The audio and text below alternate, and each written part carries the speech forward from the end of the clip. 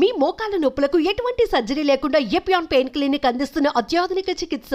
నమస్తే. ఇప్పటికే తిరుమల లడ్డు వ్యవహారంలో అనేక వివాదాలు నడుస్తున్నాయి. దీనికి సంబంధించి కూడా సుప్రీంకోర్టు ఒక తీర్పును కూడా ఇచ్చినటువంటి విషయం తెలిసింది. అదే సిట్ ఏదైతే కొంతమంది అధికారుల పర్యవేక్షణలో దీనికి సంబంధించి కూడా విచారణ చేయాలని ఆదేశించింది. అయితే ఇప్పుడు సిట్ ఒకసారిగా కదిలింది. సిట్ అధికారులు తిరుపతికి చేరుకునేటువంటి క్రమంలోనే కింది స్థాయి అధికారులు డిఎస్పీల ఆధ్వర్యంలో విచారణ ప్రారంభమైంది. ఎక్కడైతే మనకి తిరుమలకు సంబంధించి లడ్డూ తయారీకి ఎవరైతే నెయ్యిని సరఫరా చేశారో వారికి సంబంధించినటువంటి ఆ ల్యాబ్స్లో ఆ డైరీల్లో నిన్న 2 రోజుల పాటు అంటే శని ఆదివారాలు 2 రోజుల పాటు దర్యాప్తు చేశారు. దానికి సంబంధించి కూడా తనిఖీలు అయితే జరిగినటువంటి పరిస్థితి. ఏఆర్ డైరీ అదేవిధంగా వైష్ణవి డైరీకి సంబంధించి తమిళనాడు దిండిగల్లోని ఏఆర్ డైరీ అలాగే చెన్నైలోని ఎస్ఎంఎస్ ల్యాబ్ కూడా సపరేట్ టీమ్స్గా అంటే ఈ డైరీలకు సంబంధించి ఇచ్చినటువంటి నెయ్యికి సంబంధించి నాణ్యతకు సంబంధించినటువంటి ఇచ్చినటువంటి ల్యాబ్ రిపోర్ట్స్ ఆ ల్యాబ్స్ అదేవిధంగా ఆ ల్యాబ్లో ఉన్నటువంటి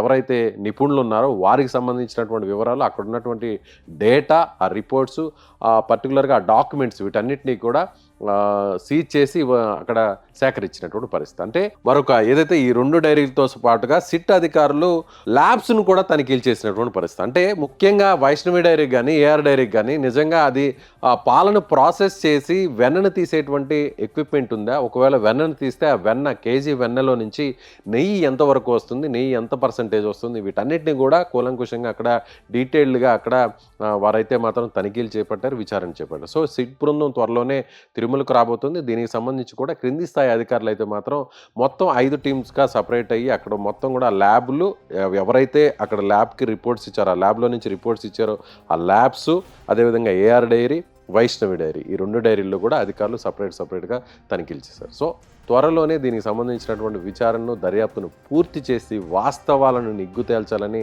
మొత్తం ప్రతి ఒక్క హిందువు కూడా కోరుకుంటున్నారు. ఇప్పటికే ప్రపంచంలోనే అత్యంత ప్రాముఖ్యత చెందినటువంటి తిరుమల తిరుపతి దేవస్థానంలో ఇలాంటి ఆరోపణలు రావడం, నెయ్యి కల్తీ మీద ఇలాంటి దుమారం రాగడంపై వెంటనే దీనికి సంబంధించి కూడా ఒక క్లారిటీ ఇవ్వాలని కూడా భక్తులు కూడా కోరుకుంటున్నారు. భక్తుల మనోభావాలు దెబ్బతినకుండా చాలా పారదర్శకంగా ఈ నివేదిక వస్తుందని అందరూ కూడా ఆశాభావం వ్యక్తం చేస్తున్నారు.